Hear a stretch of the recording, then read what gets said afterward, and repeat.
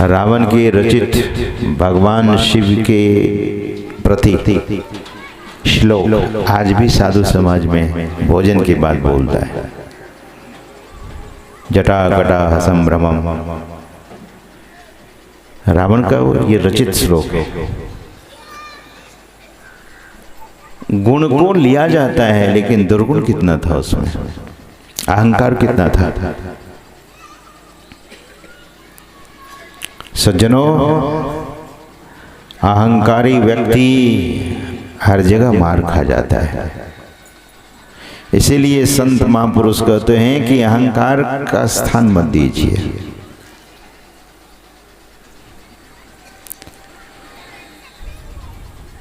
और परमात्मा तभी मिलता है जब हृदय में अहंकार नहीं रह जाता, जब हम आप शून्यता को प्राप्त हो जाते हैं। ध्यान करते हैं, जब ध्यान करते हैं तो मन में कितनी बातें आती है। आप मोटर चलाते होंगे अपने घर में, स्विच ऑन करते होंगे मोटर का तो पानी आता है। ध्यान में बैठने के बाद इतनी इच्छाएं, मन में इतना संकल्प विकल्प उठने लगता है, और वहीं पर जो साधक सजग है, सावधान है, संकल्प विकल्प से अगर वो अपने को हटा लेता है तो उसी समय उनके भीतर में चमत्कार हो जाता है। परमात्मा की विभूति बिंदु है, परमात्मा की विभूति है, परमात्मा की छवि है बिंदु, और बिंदु का दर्शन कर लेता है साधक। सज्जनों, पहले फोटो ही देखना पड़ता है। फोटो नहीं देखेंगे तो परमात्मा का फोटो क्या है, तो बिंदु है। सतगुरु महाराज कहते हैं लखत लखत छवि बिंदु प्रभु की। और ध्यान दीजिए, छवि शुद्ध हिंदी शब्द है। छवि मतलब होता है फोटो।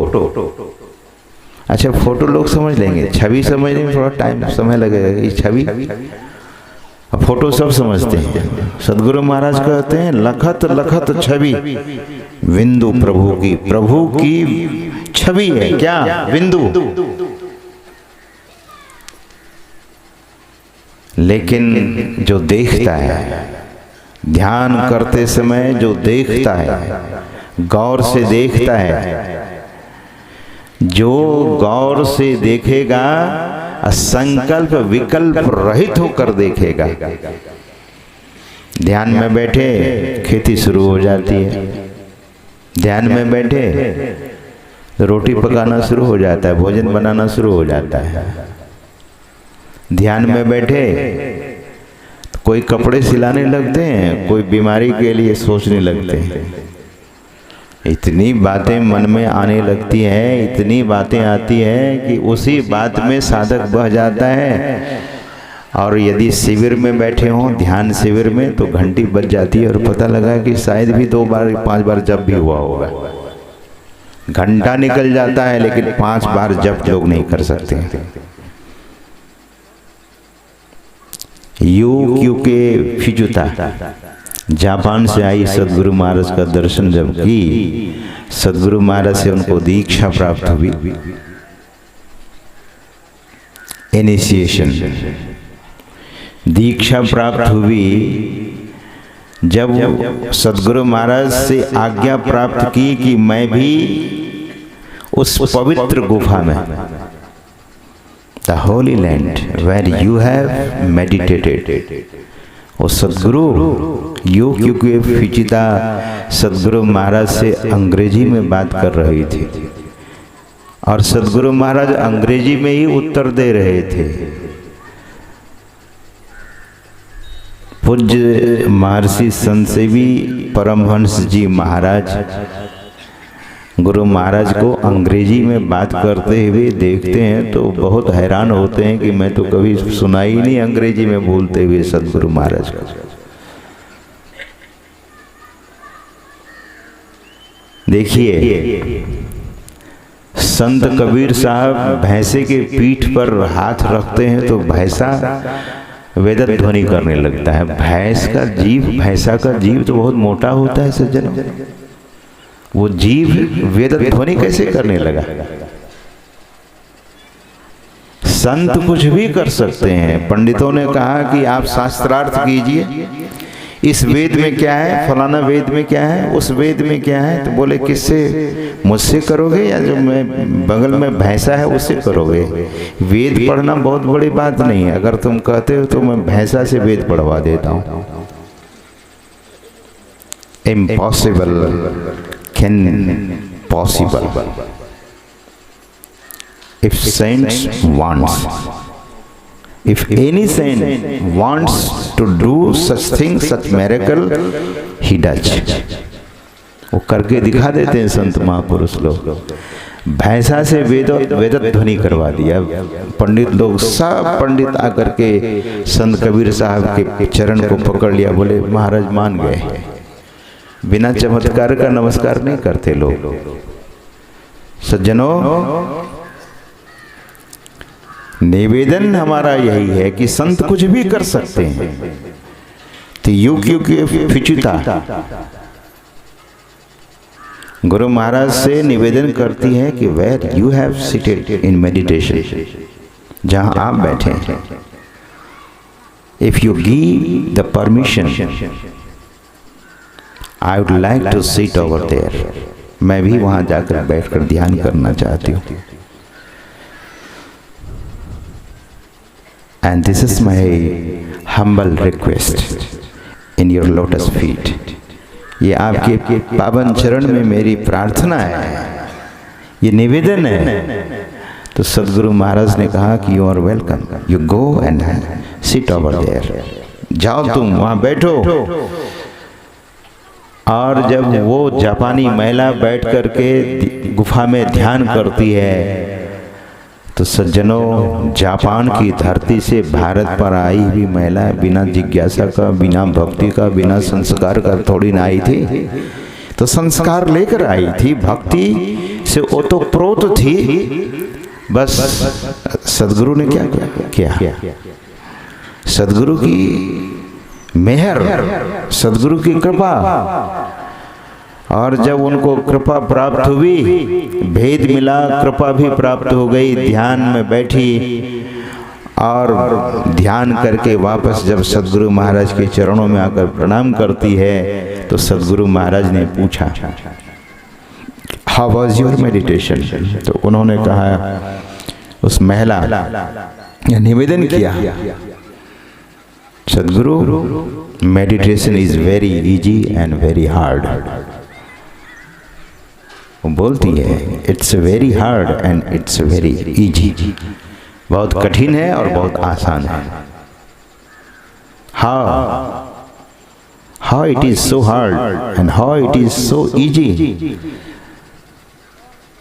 तो वे कहती हैं कि who is able to fight with mind, जो अपने मन से लड़ता है। मन से ही तो लड़ने की बात होती है ध्यान में, उसके लिए इजी है। और जो who is defeating from over there, वहां जिसकी हार होती है, कहाँ? Who defeats their self with his mind, with her mind, then it's very hard. जो अपने मन से हार जाता है उसके लिए बड़ा कठिन है। तो ध्यान कभी भी करें। देखिए, ध्यान करना गुरु की सेवा है और अपना उद्धार होगा, अपना कल्याण होगा। गुरु भी प्रसन्न होते हैं, जैसे कोई शिक्षक अपने विद्यार्थी से प्रसन्न हो जाता है। जो विद्यार्थी बहुत विनम्र होता है, बहुत आज्ञाकारी होता है, पढ़ने में मेधावी है, तो शिक्षक उससे प्रभावित होता है, शिक्षक उसे स्नेह करने लगता है। उसी तरह से कोई शिष्य अपने आध्यात्मिक गुरु की आज्ञा का पालन करता है, ध्यान करता है, तो सद्गुरु उनसे प्रसन्न होते हैं। सदाचार का पालन करता है तो उससे सद्गुरु प्रसन्न होते हैं। तो हम सबों के जीवन में सबसे बड़ी बात विनम्रता, अहमता नहीं। जिसके भीतर में जितनी अहंता होगी, ममता होगी, वो उतना ही असफल हो जाएगा अध्यात्म जगत में। जिस व्यक्ति के जीवन में जितनी विनम्रता होगी, वे उतने ही सफल हो जाएंगे। छत्रपति शिवाजी महाराज पर अनायास कृपा हो जाती थी, समर्थ रामदास जी महाराज उनके सद्गुरु की अनायास कृपा हुआ करती थी। क्यों? छत्रपति शिवाजी महाराज कभी कभी अपने गुरु को बुलाते नहीं थे, गुरु ही चलकर उनके दरबार में उपस्थित हो जाते थे।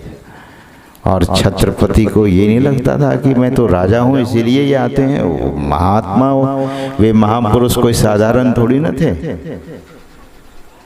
वैसी पात्रता थी।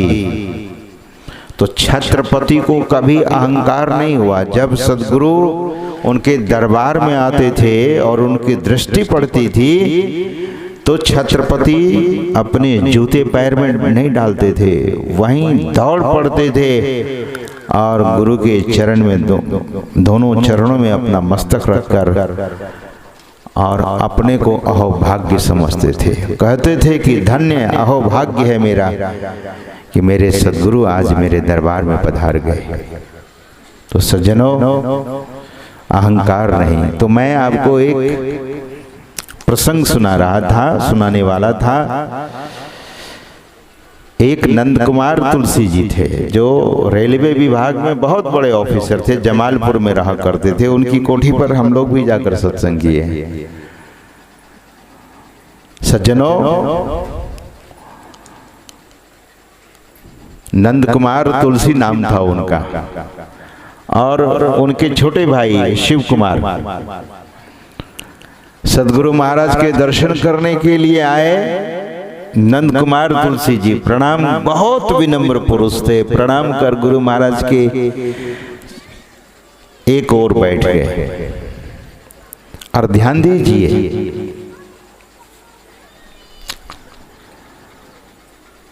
ठीक उसी समय कुछ देर बाद उनके भाई आए और गुरु महाराज को प्रणाम कर वे भी एक ओर बैठ गए। सद्गुरु महाराज को बड़ा बुरा लगा। इसलिए बुरा लगा कि गुरु महाराज को प्रणाम तो किया, लेकिन उनके जो बड़े भाई थे उनको प्रणाम उन्होंने नहीं किया। तो व्यवहार क्या कहता है? तो सद्गुरु महाराज ने कहा कि ये जो सज्जन बैठे हैं ये कौन है आपके? नंद कुमार तुलसी की तरफ इशारे करके तो शिव कुमार जी ने कहा कि ये मेरे अग्रज हैं। तो सद्गुरु महाराज ने कहा कि बड़े लोगों को प्रणाम करना चाहिए, जब आपसे बड़े हैं, आपके भ्राताश्री हैं, तो पूज्य हैं, सम्माननीय हैं, प्रणाम करना चाहिए। तो सद्गुरु महाराज ने कहा, इतना ही कहा कि प्रणाम करना चाहिए, लेकिन वो आदमी वहां से हिला ही नहीं, टस से मस नहीं हुआ। सद्गुरु महाराज ने कहा कि तब तो आप बड़े समझदार लगते हैं, हमसे भी बड़े लगते हैं, आइए हमसे हाथ मिलाइए। तो वो चला गया हाथ मिलाने के लिए, गुरु महाराज से हाथ मिलाने चला गया। एक एक लोग ही ऐसे होते हैं सज्जनों। So we must understand what is the discipline. We must understand what is the behavior. We must be very behavior. अनुशासन, अपने को अनुशासित, अपने को विनम्र रखना बहुत बड़ी बात है।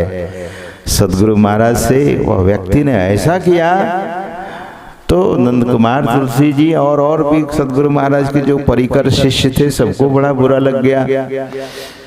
और शिष्यों ने कहा कि अब आप जाइए यहाँ से, नहीं तो क्या पता अभी सदगुरु महाराज अगर कोई कोपवश दृष्टि डाले तो आपका फिर खैर नहीं होगा। लेकिन बाद में भी गुरु की आज्ञा नहीं मानी, जबकि वे भी गुरु महाराज से दीक्षा लिया था, लेकिन गुरु की बात नहीं मानी, प्रणाम नहीं किया। गुरु महाराज क्या कह रहे थे, पाप करो कोई। सदगुरु कभी ऐसा करते हैं? कर सकते हैं? कोई भी संत सदगुरु अपने शिष्य को पाप करने के लिए कह सकते हैं? नहीं, वे तो पाप का हरण करते हैं। सदगुरु का दर्शन होते ही पाप समूह दरसते भागे, पुण्य सकल डगरे। उनके दर्शन मात्र से पाप भागता है। लेकिन कुछ ऐसे अहंकारी शिष्य होते जो अहं की अग्नि का दीपक जलाकर फिरते रहते हैं। अहंकार, the ego is not good thing। अहंकार कभी भी अच्छा नहीं है, नेवर इट इज गुड, कभी अच्छा नहीं है। सज्जनों, सुना उस व्यक्ति का जीवन बहुत ऐसा हो गया कि बाद में दर दर का धक्का खाता रहता था, अच्छा नहीं रहा। गुरु की आज्ञा मानिए। सदगुरु महाराज कहते हैं गुरु की आज्ञा जो मानते हैं। एक पंक्ति में सदगुरु महाराज कहते हैं कि गुरु की आज्ञा मान प्यारे, कर सदा गुरु की कही। गुरु की कही भी बातों को कीजिए।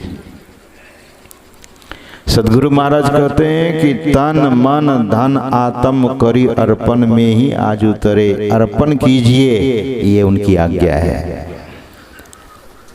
और तन मन धन को अर्पी, गुरु पद सेव करो।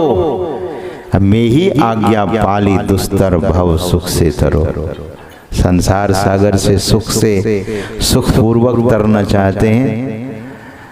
संसार सागर को सुख, फोन इज नॉट अलाउड। संसार सागर को सुख पूर्वक अगर कोई तरना चाहता है, पार उतरना चाहता है, तो उस शिष्य को चाहिए कि मैं ही आज्ञा पाली, गुरु की आज्ञा का पालन कीजिए।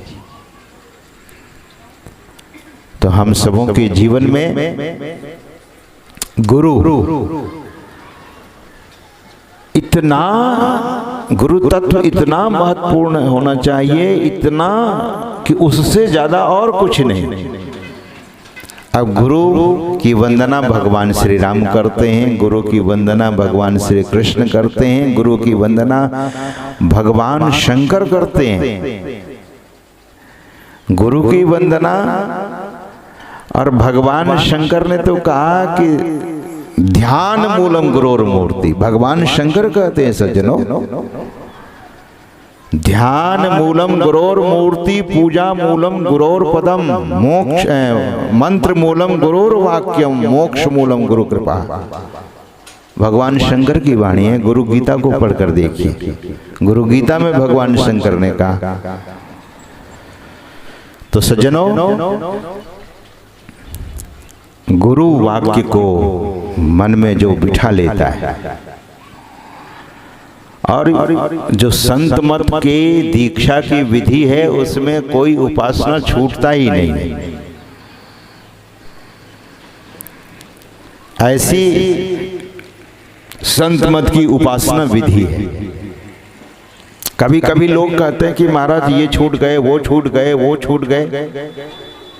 नहीं, अब इसका मतलब ये भी नहीं होना चाहिए कि सत्संगी हैं और ठाकुर जी के मंदिर के बगल से गुजर रहे हैं तो अहंकार कर रहे हैं कि नहीं ठाकुर जी तो कुछ है ही नहीं। ये बड़ा अपराध हो जाएगा फिर।